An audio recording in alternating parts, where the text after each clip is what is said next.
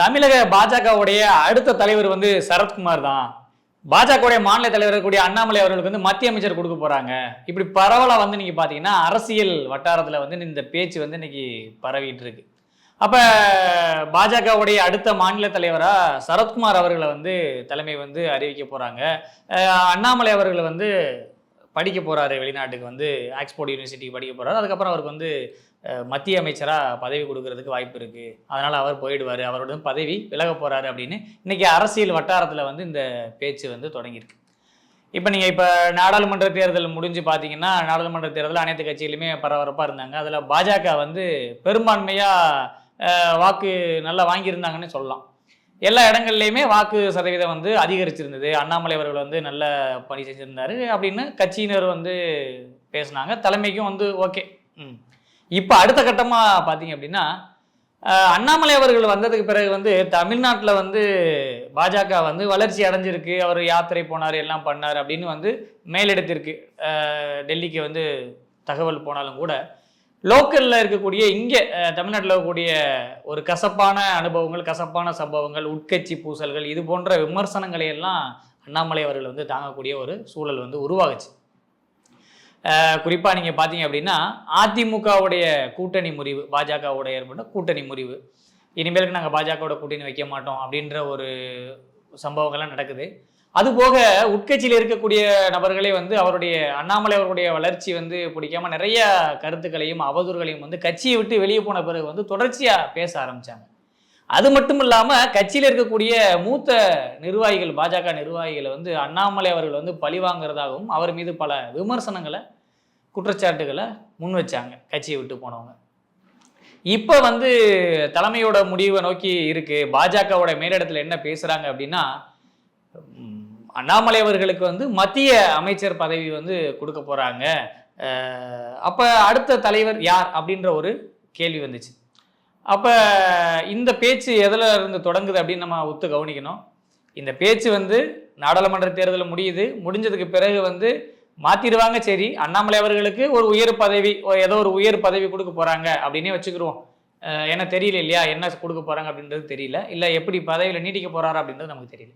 ஆனால் அவர் மேலிடம் சொன்னதாக அந்த தகவல் பார்த்தீங்க அப்படின்னா, இப்போ இவர் போயிட்டார் அப்படின்னா அடுத்த இடத்துக்கு அந்த தலைவர் பதவிக்கு யார் வருவாங்கன்னா ஒரு 4-5 பேரை சொன்னாங்க. முக்கியமான நிர்வாகிகளை வந்து சொன்னாங்க, கட்சியினரே வந்து சொன்னாங்க, அவங்க வர்றதுக்கு வாய்ப்பு இருக்குது, இவங்க வர்றதுக்கு வாய்ப்பு இருக்குது. இப்போ இடையில அப்படி பார்த்தீங்க யார் அப்படின்னு பார்த்தீங்கன்னா, சரத்குமார் அவர்களுடைய பேச்சு வந்து இப்போ அடிபடுது. அப்போ சரத்குமார் அவர்கள் வந்து சினிமாவிலிருந்து நமக்கு தெரியும், சினிமாவிலிருந்து கிட்டத்தட்ட 145 படங்களுக்கு மேலே நடிக்கிறாரு. தன்னுடைய அரசியல்லையும் வராரு. சிறந்த ஒரு பாடி பில்டராக இருந்தார், எல்லாராலையும் அறியப்பட்ட பிரபலமான ஒரு நபராக இருக்கிறாரு.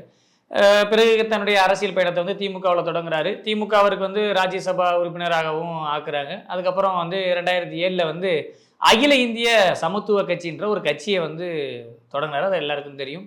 அதன் பிறகு வந்து அதிமுகவோட கூட்டணி போனார். அவங்க வந்து 2 சீட்டுகளை கொடுத்து சட்டமன்ற உறுப்பினரும் ஆனார் சரத்குமார் அவர். அதன் பிறகு பார்த்தீங்கன்னா இப்போ அது வரைக்கும் நமக்கு சரத்குமார் அவர்கள் வந்து ஆக்டிவாக இருந்த காலகட்டங்களில் அரசியல் அவருடைய அடுத்த கட்ட நகர்வு, இது போன்ற நகர்வு எல்லாமே நமக்கு தெரியும். சமீபத்தில் திடீர்னு போயிட்டு சரத்குமார் அவர்கள் வந்து இப்போ மார்ச் மாதம் 2024 தன்னுடைய சமத்துவ மக்கள் கட்சியை வந்து பாஜகவில் இணைச்சிட்டாரு சென்னையில் அப்படின்ட்டு ஒரு செய்தி படித்தோன்னே எல்லாருமே ஆச்சரியமாக கேட்டாங்க, என்ன திடீர்னு கட்சி இணைச்சிட்டாரு, என்னவா இருக்கும் அப்படின்னு. ஒருவேளை சீட்டு, அதுக்கப்புறம் அவங்களுடைய மனைவியார் அம்மையார் ராதிகா அவர்களுக்கு வந்து விருதுநகர் தொகுதியில் நாடாளுமன்ற வேட்பாளராக வந்து பாஜக சார்பாக சீட்டும் கொடுக்குறாங்க. அப்போ எல்லாரும் என்ன நினைச்சாங்க அப்படின்னா, சீட்டுக்காகத்தான் வந்து கட்சியை இணைச்சிட்டாரோ அப்படின்ட்டு எல்லாரும் பரவலாக பேசப்பட்டுச்சு. ஒரு சீட்டுக்காக கட்சியவே இணைச்சிட்டாரு அப்படின்ட்டு எல்லாரும் அரசியல் விமர்சகர்கள்லாம் பேச ஆரம்பிச்சாங்கல்ல. ஏன்னா அது அவர் வாயிலே சொன்னார். சரத்குமார் அவர்களே வந்துட்டு இந்த மாதிரி என்னோட மனைவிட்ட கேட்டு இந்த மாதிரி பாஜகவில் கட்சி இணைக்கலான்னு இருக்கேன், நான் இணைக்கலாமா கேட்டதுக்கு சரின்னு சொல்லிட்டாங்க, நான் இணைச்சிட்டேன் அப்படின்னு சொல்லிட்டு சொன்னார். அதை ஒரு விமர்சனம் பண்ணாங்க இல்லையா. அப்போ எல்லாருடைய கேள்வி, ஒரு அரசியலை தொலைநோக்கு பார்வையோடு உற்று நோக்கக்கூடிய ஒரு மூத்த ஊடகவியலாளர்கள், மூத்த பத்திரிகையாளர்கள், மூத்த ஒரு அரசியல் விமர்சகர்கள், இவங்கெல்லாம் பேசும்போது சொல்கிறாங்க, ஒரு சாதாரண ஒரு சீட்டு தானே, ஒரு சீட்டுக்காக யாராவது கட்சி இடமான வைப்பாங்களா? அப்போ வேற யாராவது ஏதாவது ஒன்று இருக்கும்ல, ஏதாவது ஒரு அண்டர்ஸ்டாண்டிங், ஒரு டீலிங் இருக்கும்ல. இதுக்கு போய் ஒத்துப்பாரா, வெறும் சீட்டுக்காக ஒத்துப்பாரா? அப்போ இன்னொன்று ஏதோ இருக்குல்ல, அடுத்த கட்டமாக இருக்குல்ல அப்படின்னா அப்போ அதை நம்ம யாரும் யோசிக்க தோணலை. இந்த பாஜகவுடைய தலைவர் யார், வரப்போகிறாங்களா, கொடுக்க போகிறாங்களா, இதை பற்றினா நம்ம பேசலை.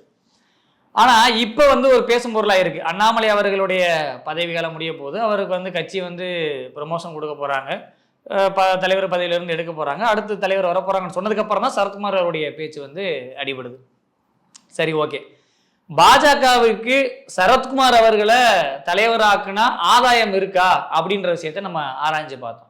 இப்ப அவங்க சொல்றதுல ஒருவேளை உண்மை இருக்குமோ, தமிழ்நாட்டுடைய பாஜக தலைவராக சரத்குமார் அவர்களை வந்து பாஜகவுடைய தலைமை அறிவிச்சுன்னா அதனால என்ன லாபம் இருக்கு, அவங்களுக்கு அதை எப்படி இருக்கும், கட்சியுடைய அடுத்த கட்ட வளர்ச்சி அதை எடுத்துட்டு போறதுக்கு சரத்குமார் அவர்களால் முடியுமா, வேலை செய்வாரா அப்படின்னு நம்ம பார்க்கும்போது இங்க சரத்குமார் அவர்களை பத்தி வந்து நம்ம சொல்றதுக்கு வந்து ஒரு விஷயம் கூட ஒரு எதிர்மறையான விஷயங்கள் நம்ம சொல்லவே முடியாது. ஏன்னா அந்த அளவுக்கு வந்து சினிமாவிலையும் சரி அரசியலையும் சரி அவர் வந்து ஒரு நேர்மையாகவே ஒரு எதிர்மறையான ஒரு வட்டாரத்துக்குள்ள ஒரு ஒரு சர்ச்சைக்குரிய ஒரு செய்திகளுக்குள்ள சிக்காமலே அவர் கடந்து வந்துட்டாரு அப்படின்னு நம்ம சொல்லணும். சினிமாவில் எப்படி கேப்டன் விஜயகாந்த் அவர்கள் இருந்தாரோ அது போல அவர் ஒரு நல்ல பேருடைய சரத்குமார் அவர்களும் வந்து வந்துட்டார். அதே போல அரசியலையும் ஒரு நல்ல பேருடைய, யாரையும் வந்து ஒரு கடுமையை விமர்சிக்காத ஒரு மனிதராக வந்து எல்லாருக்கும் பிடிச்ச மாதிரி இருக்கணும்ப்பா. ஆமா, அரசியல்ல நான் எல்லாவுமா இருக்கணும், ஆனா யாரைக்கும் பகைமை இல்லாம நான் நல்லவராக இருக்கணும் அப்படின்ற மாதிரி சரத்குமார் அவர்கள் வந்து அந்த அரசியல்ல வந்து இருக்கிறார். அப்ப இன்னொரு விஷயத்த நம்ம ஒத்து பார்க்கணும். சரத்குமார் அவர்களுடைய பின்புலம் அப்படின்றது வந்து பாத்தீங்கன்னா அவர் வந்து நாடார் சமூகத்தை சேர்ந்தவர் அப்படின்றது வந்து நம்ம எல்லாருக்குமே தெரிஞ்ச விஷயம் தான். இப்போ இன்னைக்கு நாடார் சமூகம் அப்படின்றது வந்து இன்னைக்கு தமிழ்நாட்டில் வந்து பரவலாக குறிப்பா வந்து பெரும்பான்மையாக இருக்கிறார்கள் அப்படின்னு நம்ம சொல்லலாம். ஏன்னா இப்போ ஒவ்வொரு சமூகம் வந்து எல்லாரும் இந்த நான் வந்து மருத நிலத்தில் பிறந்தவன், நான் வந்து குறிஞ்சி நிலத்தில் பிறந்தவன், முல்லை அப்படின்னு 5 திணைகளை சொல்லுவாங்க இல்லையா. ஆனால் அந்த நாடார் சமூகம் வந்து 5 திணைகளிலுமே பரவி வாழ்ந்த ஒரு மக்கள். இந்த 5 திணைகள்லையுமே குறிஞ்சி, மருதம், முல்லை, நெய்தல், பாலை அப்படின்னு சொல்ற மாதிரி 5 திணைகள்லையுமே ஒன்றி தொழில் சார்ந்து வாழ்ந்த சமூகம் இந்த நாடார் சமூகம் அப்படின்றத வந்து நமக்கு வரலாற்று தரவுகள் பதிவுகள் நமக்கு சொல்லுது. இப்ப நாடார் சமூகம் பெரும்பான்மையா இருக்கிறதுனால சரத்குமார் அவர்களுக்கு வந்து தலைவர் பதவியை கொடுத்துருவாங்களா அப்படின்னா, அப்ப மேற்படி என்ன அவருக்கு தகுதி இருக்கு, என்னெல்லாம் இருக்கு அவருக்கு, என்ன திறமை இருக்கு அப்படின்றத தலைமை வந்து பார்த்தாலுமே ஒழிய அவர் மீது ஒரு குறை சொல்ல முடியாது. நல்ல மனிதராக வாழ்ந்திருக்கிறாரு, எல்லோரோடும் அறியப்பட்ட ஒரு மிகப்பெரிய ஒரு நடிகர், அதுபோல சட்டமன்ற உறுப்பினராக இருந்திருக்கிறாரு. கிட்டத்தட்ட அவருக்கு வந்து அரசியல் எதிர்மறையான விமர்சனம், சினிமாவில் வந்து எதிர்மறையான விமர்சனம், இப்போ எத்தனையோ பேர்களை வந்து இன்னைக்கு ஒரு வழக்கு பதிவு பண்ணுறது, சிறைக்கு போனார், அதை போனார், இந்த மேட்டரில் சிக்கினார், அந்த மேட்டரில் சிக்கினார், இந்த மாதிரியான ஒரு எந்த ஒரு ஊழல் குற்றச்சாட்டுகளோ இல்லை பெண்கள் மீதான ஒரு விமர்சனங்களோ ஒரு குற்றச்சாட்டுகளோ எதுவுமே சரத்குமார் அவர்கள் மீது கிடையாது. அப்போ இதுவே வந்து அவருக்கு வந்து ஒரு பெரிய தகுதியாக முன்னிறுத்தி வருது. அப்ப ஏற்கனவே பாஜகவுடைய அரசியல் களம் பற்றி நிறைய அரசியல் விமர்சகர்கள் வந்து விமர்சிச்சிருக்கிறாங்க. தமிழ்நாட்டில் வந்து குறிப்பா வந்து பாஜக வந்து அரசியல் களம் எடுக்கும்போது ஒரு குறிப்பிட்ட சமுதாயத்தை வந்து இப்ப தேவேந்திர குல வேளாளர் சமுதாயத்தை வந்து உங்களுடைய பட்டியல் வெளியேற்றத்தை நாங்கள் வந்து தருகிறோம் அப்படின்னு முன்னிறுத்தி அந்த மக்களை நோக்கி அரசியல் பயணத்தை வந்து எடுத்தாங்க.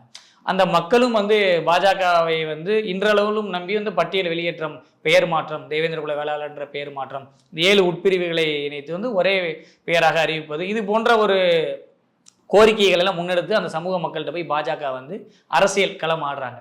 அப்ப தொடர்ந்து இது வந்து போயிட்டு இருக்கு தமிழ்நாட்டில்.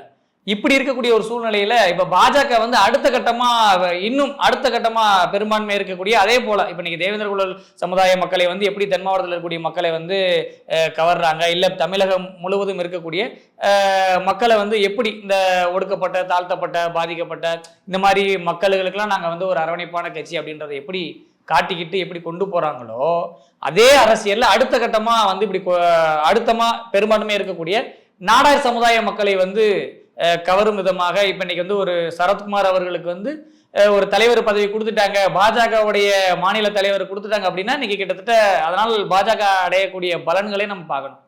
ஏன்னா இன்னைக்கு பெரும்பான்மையா இருக்கிறாங்க, வர்த்தகத்துல இருந்து, சிறு குறு வியாபாரத்துல இருந்து, பெரிய வணிகத்துல இருந்து எல்லா இடத்துலையுமே இன்னைக்கு நாடார் சமுதாய மக்கள் வந்து இன்னைக்கு வியாபாரத்துல சிறந்து விளங்குறாங்க அப்படின்னு தான் நம்ம சொல்லணும்.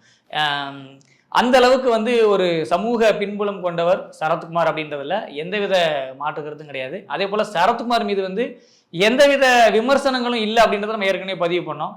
சரி, இப்ப பாஜகவுடைய மாநில தலைவராகவே ஆயிட்டார் அப்படின்னா அடுத்த கட்டமா, ஏன்னா அவர் கட்சியை இணைச்சதே அதுக்கு தான், கட்சி இணைச்சது சீட்டுக்கு தான், இப்ப கட்சியை இணைச்சிருக்காரு, இப்போ ஒருவேளை தலைவர் பதவி ஆக்கிடுவாங்களோ அப்படின்ற ஒரு பேச்சு ஒரு பக்கம் இருக்கும்போது இன்னொரு விஷயம் இப்ப நடந்தது சமீபத்தில், 2-3 நாளைக்கு முன்னாடி. அவருடைய மகள் வரலட்சுமி சரத்குமார் அவர்களுக்கு வந்து திருமண பத்திரிகை அழைப்புதலை வந்து மோடி அவர்களை சந்தித்து பிரதமரே சந்தித்து நேரில் வந்து குடும்பத்தோடு வந்து பத்திரிக்கை வச்சிருக்கிறாங்க. ஒரு சாதாரணமான ஒரு ஆள், சாதாரணமாக இருக்கக்கூடிய நபர், ஒரு மாநிலத்தில் ஒரு முக்கியமான ஆளாக இருந்தாலும் சரி, ஒரு நடிகராக இருந்தாலும் சரி, ஒரு கட்சி தலைவராக இருந்தாலும் சரி, பிரதமர் அவர்களை வந்து சந்திக்கிறது அவ்வளவு எளிமையான விஷயம் இல்லை அப்படின்றது நமக்கு உணர்வோம். இப்போவே தெரியும், நம்ம பிரதமரை அழைச்சிக்கிறோம், சந்திக்க முடியாது. சரிங்களா? அப்போ சரத்குமார் அவர்களை போய் பிரதமரே நேரடியாக போய் சந்திச்சுட்டு வராரு. தன்னுடைய மகளுக்கு ஒரு பத்திரிகை கொடுக்கறது, திருமணத்துக்கு பத்திரிகை கொடுக்கறதுக்காக போய் சந்திச்சுட்டு வராரு. அந்த அளவுக்கு ஒரு அண்டர்ஸ்டாண்டிங்ல இருக்கிறாரு. அதே போல பாஜகவுடைய தலைமையை பொறுத்தளவுல சரத்குமார் அவர்களை வந்து ஒரு மேடையில கூட அவரை வந்து ஒதுக்கி வச்சதும் கிடையாது, ஓரம் கட்டினதும் கிடையாது. எல்லா மேடைகளையும் நீங்க ஒத்து பார்த்தீங்க அப்படின்னா சரத்குமார் அவர்களுக்கு பிரதமர் மோடி அவர்களும் சரி, பாஜகவுடைய தலைமையும் சரி அவ்வளவு முக்கியத்துவம் கொடுப்பாங்க. ஒவ்வொரு மேடையிலையும் அவரை வந்து ஒரு அரவணைச்சு ஒரு அன்போட பார்த்து, இவர் நமக்கு தேவை, தமிழ்நாட்டில் அடுத்த கட்டமாக கட்சி எடுத்துட்டு போறதுக்கு நமக்கு சரத்குமார் அவர்கள் தேவை, சமத்துவ மக்கள் கட்சின்றது தேவை அப்படின்றது அப்போல இருந்தே கொண்டு வந்தாங்க. இப்ப கட்சியும் இணைச்சிட்டாரு இல்லையா? அப்ப யாரை நம்பி கட்சி இணைச்சிருக்கிறாரு? பாஜகவை நம்பி கட்சி இணைச்சிருக்கிறாரு. கட்சியவே இணைச்சவர், அது சாதாரணமா கட்சியை நினைச்சு சும்மா லெட்டர் பேட் கட்சி நடத்திக்கிட்டு இருந்தவர் சரத்குமார் அவர் கிடையாது. சட்டமன்ற உறுப்பினராக இருந்திருக்கிறாரு, ராஜ்யசபா உறுப்பினராக இருந்திருக்கிறாரு. கட்சியை வந்து நல்ல பாதையில ஒரு வெற்றியை நோக்கி போக முடியலனாலும் நல்ல பண்பா நடத்திட்டு கட்சியை போய் இணைச்சிட்டாரு பாஜகவில். அப்ப எந்த கெட்ட பேருமே இல்லாம தன்னோட கட்சியை வந்து இணைச்சிருக்கிறாரு. பாஜக வந்து ஒரு நம்புறாரு அப்படின்னா பாஜக நிச்சயமா அவரை நம்பும் அப்படின்னு இன்னைக்கு அரசியல் விமர்சகர்கள்லாம் இந்த வாதத்தை முன்வைக்கிறாங்க. நிச்சயமா வந்து பாஜகவுடைய மாநில தலைவரா சரத்குமாரை நியமிச்சிருவாங்க அப்படின்ற அளவுக்கு இன்னைக்கு அரசியல் வட்டாரங்கள்ல இந்த பேச்சு சூடு பிடிச்சிருக்கு. அண்ணாமலை அவர்களுக்கு மத்திய அமைச்சர் பதவி கொடுத்துருவாங்க அப்படின்ற பேச்சும் ஓடுது. இன்னொரு விஷயம் பேசுறாங்க அப்படின்னா, பாஜகவோட மாநில தலைவரா சரத்குமார் அவர்கள் நியமிச்சுட்டா மறுபடியும் அதிமுக பாஜக கூட்டணி அமையறதுக்கு கூட வாய்ப்பு இருக்கு அப்படின்னு பேசிக்கிறாங்க அரசியல் வட்டாரத்துல. அப்படின்றதான் நம்மளுடைய மூத்த ஊடகவியலாளர்கள் பதிவு பண்றாங்க திரும்ப திரும்ப. ஏன்னா ஏற்கனவே எடப்பாடி பழனிசாமி அவர்கள் வந்து சொல்லியிருப்பாரு, இந்த மாதிரி அண்ணாமலை அவர்கள் மாநில தலைவராக இருக்கிற வரைக்கும் இந்த கூட்டணி கிடையாது அப்படின்ற ஒரு விஷயத்தை வந்து தெளிவா பதிவு பண்றாரு. அப்ப சரத்குமார் அவர்களை வந்து மாநில தலைவர் ஆக்குறதன் மூலியமாக பாஜகவிற்கு எந்த இழப்பும் கிடையாது. ஏன்னா எந்த ஒரு எதிர்மறையான விமர்சனங்கள் வராது. மூத்த தலைவர்கள் வேணா வந்து நம்ம சொல்லலாம், எங்க அவங்க ஆக்கியிருக்கலாம் இவங்க ஆக்கியிருக்காங்க. அப்ப சரத்குமார் அவர்கள் வந்து பாஜகவுடைய மாநில தலைவர் ஆவதற்கு அரசியல் விமர்சகர்கள் சொல்வதை போல, ஊடகவியலாளர் சொல்வதை போல நிச்சயமாக அதிகமான வாய்ப்பு இருக்கிறதா தான் நானும் பார்க்குறேன். பொறுத்திருந்து தான் பார்க்கணும் எப்படி பாஜகவுடைய அடுத்த மாநில தலைவருக்கு வந்து சரத்குமார் அவர்கள் வந்து பகிரங்கமாக அறிவிக்கப்படுவாரா அப்படின்ற விஷயத்தை நம்ம பொறுத்து இருந்து தான் பார்க்கணும். நேற்றைய சம்பவம் இன்றைய வரலாறு, இன்றைய சம்பவம் நாளைய வரலாறு. அப்போ இந்த வரலாற்றை வந்து உண்மையான தகவலோட ஒரு உண்மையாக அப்பப்போ பதிவு பண்ணணும் அப்படின்றதான் நம்ம சிம்மக்குரலுடைய நோக்கம். தொடர்ந்து நம்மளுடைய வீடியோ பாருங்கள். சிம்மக்குரல் நேயர்களுக்கு மீண்டும் நன்றியை தெரிவித்துக் கொள்கிறேன்.